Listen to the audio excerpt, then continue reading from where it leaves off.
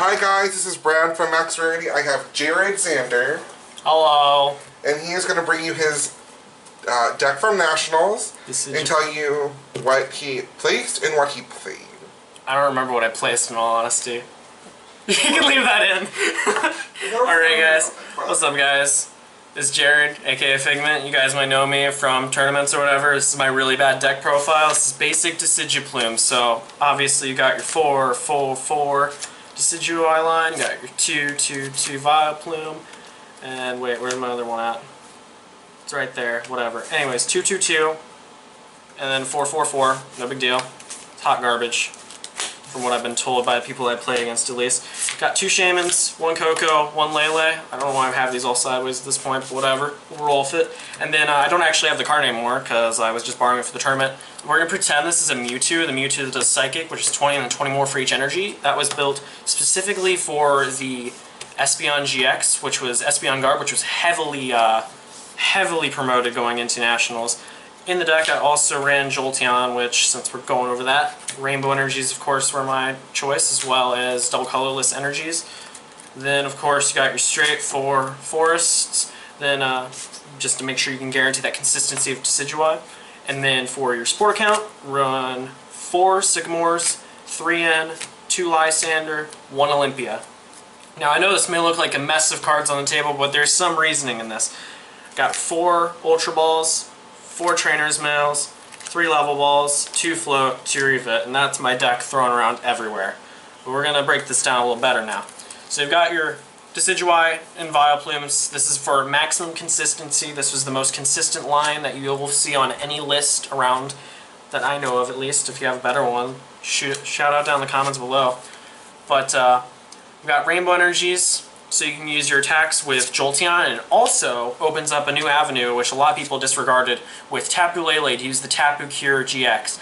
I used this move once during my time at National, which may not sound like a lot, but in the one time that I used it, I played against Decidueye Ninetales, and I healed 400 damage from my benched Decidueyes. So just having the Rainbow Energies alone, well, yes, it's maybe a drawback taking the extra 10 damage. It leaves you open to just using so many other attacks, and worst case scenarios, Trip Over with Oddish can be an okay attack if you really want to do that. And if we're talking post-rotation or for Worlds format, for some of you, including myself, that are going, new Oddish.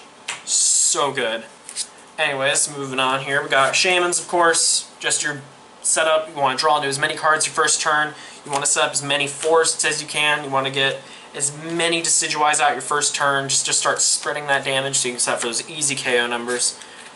Then, of course, this is the Mewtwo. It looks very much like a Mewtwo. Obviously, you can't tell the difference, but the biggest thing with this is, combined with a couple Feather Arrows, it hits for weakness onto an Espeon. So after, assuming that you have a fully charged Espeon, the attack hits for 140 damage, and combined with a couple Feather Arrows over the course of a couple turns, that is an easy knockout to score on an Espeon.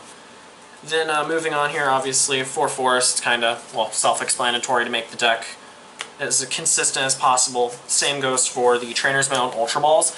Now, for some of my newer lists, I'm cutting down to 3 Trainer's Mail, as that was the big thing that was changed going into the deck for Nationals, for the actual runner-up National Champion, the John Kettler. He was I really like his list, actually, and hopefully maybe we might link it down below there for you, but he only ran 3 Trainer's Mail and 2 Level Balls to add more other cards to add for consistency. But personally, I really like having the 4 Trainer's Mail to add to consistency, because even though, my luck, I did draw a lot, it made it really easy to just draw into everything you need that first turn with Trainer's Mail. And while it made you more susceptible to Garb in the matchups where you weren't facing Garb, which I found more common, you really benefited from it. Of course, DCs, so you can use all the variety of attacks that come with being able to have DCs, the Rainbows. In addition, we have the 4 Sycamores, which came in handy. Sycamore sets you up for easy revitalizers, either early game, late game, whatever it may be. Something that was really underrated about this deck, and something I didn't really realize until after playing it. Going down, if you go down 2, 3, 4 prize cards, combine that with a well-timed N, and a couple revitalizers to maybe get back parts that you had to Sycamore early on, you can make very quick, easy comebacks with this deck by setting up a couple of Decidueyes, a Vileplume, and then maybe a main attacker like a Lele, it's very easy to come back from some bad matchups, honestly, really early on. Lysander, of course, always run 2 considering you don't have VS Seekers, and you can Hollow Hunt to get these back late game if needed. Typically I found myself Lysandering out things just to stall. Other times it was game-winning situations to where I Lysander and Razor Leaf and a Feather Arrow onto a Shaman for the game. But it's something that I found very useful. Another card which I actually considered very heavily before going into the tournament was Olympia, which allows you to switch your active Pokemon and heal 30 from it, which may not sound the best at sometimes, but when you don't get your Floatstone onto a Vileplume, that 3 retreat cost can be kind of annoying, considering it's you're already running Rainbow Energies and you're running only 7 energy in this deck. It can be kind of difficult to get all those attached to the same one Pokemon that you're just going to have to discard all the energies anyways. So this allows for the easy retreats. It also sets up for very nice plays with Decidueye, by if you don't want to discard the energy off of a Decidueye and leave it charged, you can retreat out of a Decidueye using Olympia into perhaps another attacker, or into a Vileplume with a Floatstone to stall for return, or anything for that matter, or more importantly the Tapu Koko, which I didn't really talk about too much. It was mainly there for the damage spread to set up for easy knockouts with the Decidueye Feather Arrows, but Olympia, very, very good card. I found a lot of my matchups. Of course, 3 level balls in the deck, just to make sure you can get those unevolved lines. Floatstone, of course, you can attach to almost, well, not almost any Pokemon. I mean, boy, love to attach to a Jolteon, right guys? But Floatstone, very helpful in a lot of situations where you don't have the free retreat. Of course, you have Jolteon and Tapu Koko in this deck already as pivots to go between Pokemon if you don't have a Floatstone out. And with Field Blower seeing more play in Garb decks, specifically when there is a Garbode or Garbotoxin out to shut off abilities, it was very easy to have a pivot in between Pokemon to retreat.